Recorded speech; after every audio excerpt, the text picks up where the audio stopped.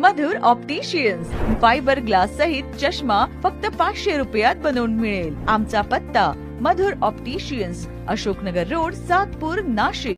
मित्रांनो नमस्कार, मी योगेश घुगे। आपण पाहतात सार्थक न्यूज। सातपूर विभागातील उभरते नेतृत्व भगवान काकड। प्रभाग क्रमांक 10 मधील नागरिकांना कोणतीही समस्या जाणवल्यास पहिले नाव लक्षात येते ते म्हणजे भगवान काकड। आपल्या हक्काचा आणि मदतीला तात्काळ धावणारी व्यक्ती म्हणजे भगवान काकड होय। पिंपळगाव बौला या गावचे भूमिपुत्र, भाजपा सातपूर मंडळाचे अध्यक्ष भगवान काकड हे सध्या नागरिकांच्या मदतीला धावण्यासाठी जीवाचे रान करीत आहेत। आज सकाळी 11 वाजता अशोकनगर परिसरातील राधाकृष्ण नगर मधील खंडराव महाराज मंदिर परिसरातील घुगेमळा येथे महापालिकेचे ड्रेनेज लाईन तुंबली होती। एकाच वेळी 2 चेंबर तुंबल्यामुळे एका लाडक्या बहिणीच्या घराखालून ड्रेनेज लाईनचे पाणी वाहत होते असे भगवान काकड यांनी सांगितले। त्यानंतर त्यांनी तात्काळ महापालिकेशी संपर्क साधला आणि अवघ्या 2 तासात हे काम करून मोकळे झाले।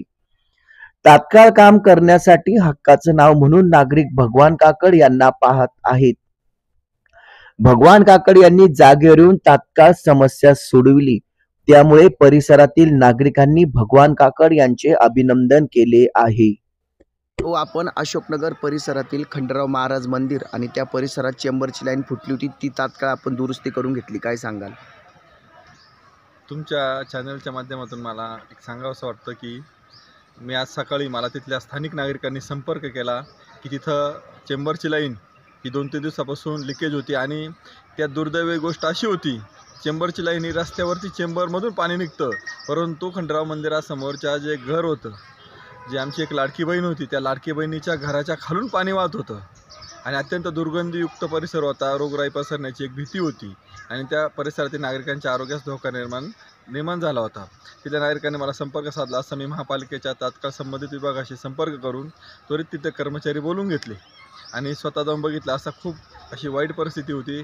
कर्मचाऱ्यांनी तात्काळ तिथे तो चेंबर, जे तुंबलेले चेंबर होते ते साफसफाई करून ती ड्रेनेजची लाईन ती चॉकअप काढलं, परंतु तिथे जे 2 चेंबर आहे त्या 2 चेंबरमध्ये ते अक्षरशः तुटलेले आहे आणि त्या चेंबरमधल्याच विटा ह्या खाली जी मल्लेश्वरान लाईन आहे त्याच्यामधल्या पाईपांमध्ये त्या पडलेल्या असल्यामुळे आणि पुन्हा पण ती घटना घडण्याची शक्यता आहे। तर मला संबंधित महापालिकेच्या जो ड्रेनेज विभाग आहे त्यांना विनंती आहे की त्यांनी लवकरात लवकर ते 2 चेंबर हे दुरुस्त करून तिथल्या नागरिकांना जो आरोग्याचा धोका निर्माण झालेला आहे तो त्वरित दूर करावा। या चॅनलला आपण शेअर करा, लाईक करा आणि सबस्क्राईब करा। धन्यवाद।